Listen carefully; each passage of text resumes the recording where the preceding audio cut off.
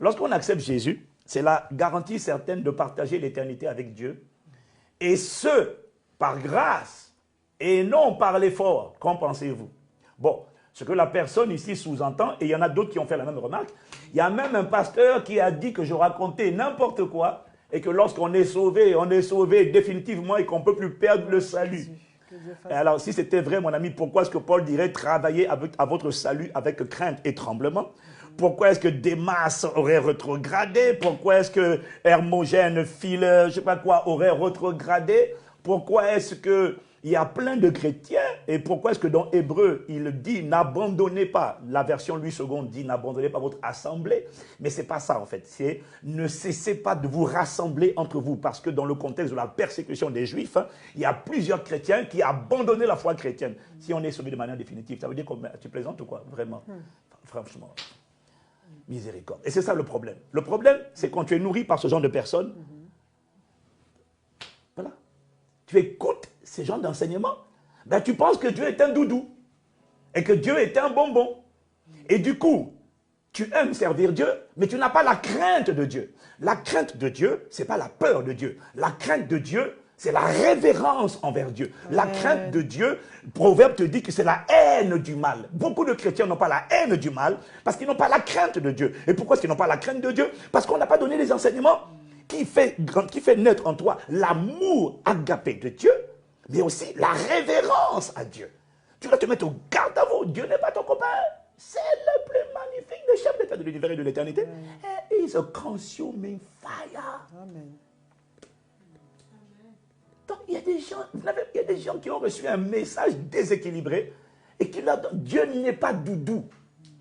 Dieu est bon. Alors, je vais répondre à la question parce que je sais que beaucoup se la posent. Oui, mais je ne comprends pas. Si c'est l'évangile de la grâce, donc cette question dit, c'est la garantie certaine de partager l'éternité avec Dieu, et ce par grâce, et non par l'effort. Qu'en pensez-vous? Mais bien sûr qu'on n'est pas sauvé par les œuvres. On n'est pas sauvé par les efforts. On est sauvé par la grâce. Et cela au moyen de la foi. Et cela ne vient pas de vous, dit l'apôtre Paul, mais cela vient un don de Dieu. Bon, maintenant le problème c'est quoi? Quand quelqu'un dit ça, il n'a pas compris c'est quoi la grâce. Parce que tu as été mal enseigné. Pour toi la grâce, c'est Dieu est tellement bon. Ah non, Jésus a dit, hein, je ne suis pas venu pour abolir la loi, la parole. Je suis venu pour l'accomplir. C'est quoi la grâce, bien aimé? La loi et la grâce, c'est quoi? Ce sont deux régimes, deux dispensations différentes. Nous sommes sur la dispensation de la grâce. Mais c'est quoi la grâce? La loi, c'est Dieu dit, tu aimeras ton prochain comme toi-même. Ça, c'est la loi. Dieu dit, tu honoreras ton père et ta mère. Dans la loi, Dieu a dit. Mais l'homme dit, mais le problème de l'homme, c'est que je sens en dedans de moi, j'ai la volonté de faire le bien, mais je n'arrive pas à faire le bien. Le mal que je vais faire s'attache à moi et le bien que je vais faire, je n'arrive pas à le faire. Pourquoi? Parce qu'il y a une loi du péché de la mort qui agit à l'intérieur de moi. Quand le péché est entré en Adam, la mort est rentrée et Adam est devenu esclave, et l'être humain est devenu esclave du péché. Donc la loi, Dieu parle, mais l'homme n'avait pas la capacité d'obéir. Il aimait bien Dieu, comme les David, mais il n'a pas la capacité d'avoir une seule femme. Il aime Dieu, mais le péché le tient. Parce qu'on était sur le régime de la loi. Mais c'est quoi la grâce? La grâce n'annule pas la loi. Hein. La grâce, c'est Dieu voit que tu ne t'en sors pas. Et il annonce depuis Ézéchiel 36, verset 25, je crois. Il a ce qu'il dit. Je répondrai sur vous, je répondrai. Ça, Ézéchiel 36, je vais vous lire ça rapidement. Ézéchiel, chapitre 36. Si vous me suivez, dites Amen, Amen, Amen, Amen, Amen. Hein? Pasteur Mohamed aurait dit, faites comme ça. Mais on peut acclamer à la maison. Voilà, Ézéchiel 36, verset 25. Je répondrai sur vous. Dieu annonce, depuis l'Ancien Testament, il annonce une saison. Je répandrai sur vous une eau pure et vous serez purifiés. Je vous purifierai de toutes vos souillures et de toutes vos idoles. Maintenant, regarde comment Dieu annonce la nouvelle naissance. Je vous donnerai un cœur nouveau. Je mettrai en vous un esprit nouveau. J'ôterai de votre corps le cœur de pierre et je vous donnerai un cœur de chair. Je mettrai mon esprit en vous et je ferai en sorte que vous suiviez mes ordonnances et que vous observiez et pratiquiez mes lois. Autrement dit, je ne renonce pas à mes ordonnances, je ne renonce pas à mes lois, je ne renonce pas à ma parole. Je sais que vous n'êtes pas capable, mais ce que je vais faire dans la dispensation de la grâce, c'est que je vais venir en vous par mon esprit. Et je produirai en vous le vouloir et le faire de l'intérieur. Je vous donnerai un cœur nouveau. Dans la loi, je donnais un commandement. Dans la grâce, je viens en toi par mon esprit pour te rendre capable d'accomplir ce que je te demandais d'accomplir, mais que tu ne pouvais pas accomplir sous la loi. Donc, la grâce ne diminue pas la loi. La grâce, d'ailleurs, Jésus nous l'a fait comprendre. La grâce est plus exigeante que la loi. Hein, bébé? Tu te rappelles de ça? Ah oui, parce que la loi... attends, il y a des exemples qui sont censés me venir. La loi dit œil pour œil, dent pour dent. La grâce est dit si quelqu'un te gifle sur la joue gauche, tends-lui la joue droite. Ça c'est la grâce. Ouais. La loi dit tu ne commettras pas d'adultère. La grâce dit si tu regardes une femme pour la convoiter dans ton cœur, non. Si tu regardes une femme pour la convoiter dans ton cœur, tu es tombé. La loi regarde les actes. La grâce regarde le cœur. Amen. Tu comprends? C'est pour ça que Paul dit dans Romains 6, mais quoi? Demeurons-nous dans le péché afin que la grâce abonde. Parce qu'il y a des gens qui avaient mal compris le message de la grâce, ça ne date pas d'aujourd'hui, et qui ont eu l'impression que la grâce signifie qu'allez, couchant, péchant, Dieu est bon, Dieu est doudou, c'est pas grave, on ira tous en enfer. C'est là que Paul dit quoi? Mais vous n'avez pas compris la grâce.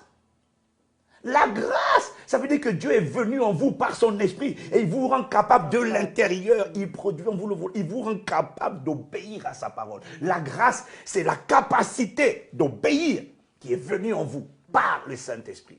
Donc, ce n'est pas l'effort, ça n'a rien à voir.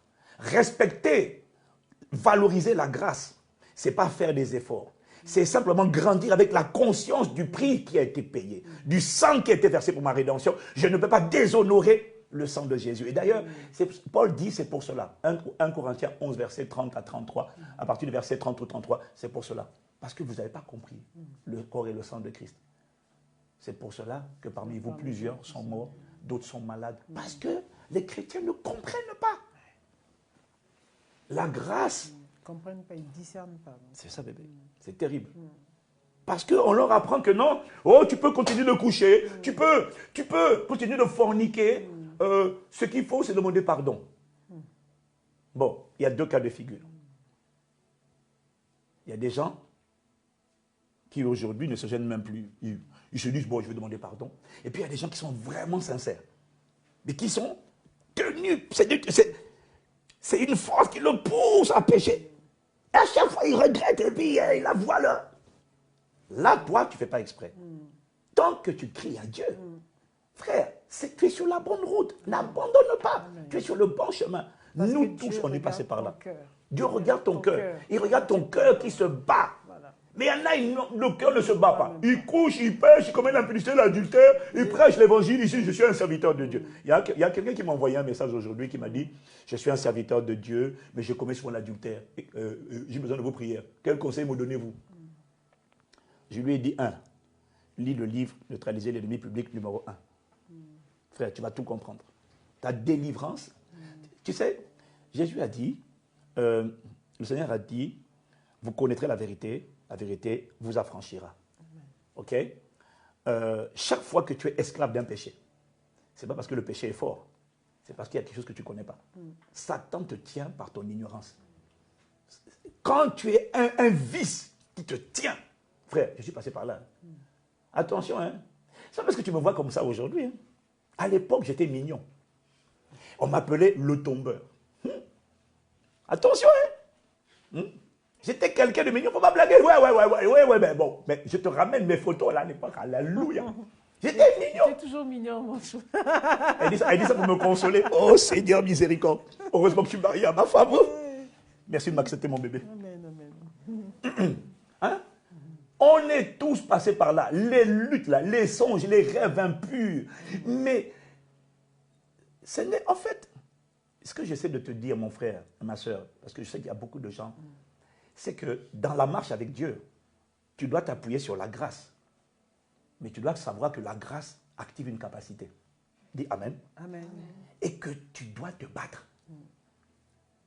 Parce que la Bible dit que dans Matthieu 11, verset 12, depuis le temps de Jean-Baptiste jusqu'à aujourd'hui, le royaume des cieux est forcé.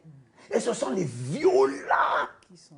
Mais il parle de violence. La violence dont il parle là, ce ne sont pas les œuvres qu'on essaie de faire à l'extérieur, les œuvres de sainteté, à l'apparence de la piété. Non, c'est une violence contre son cœur.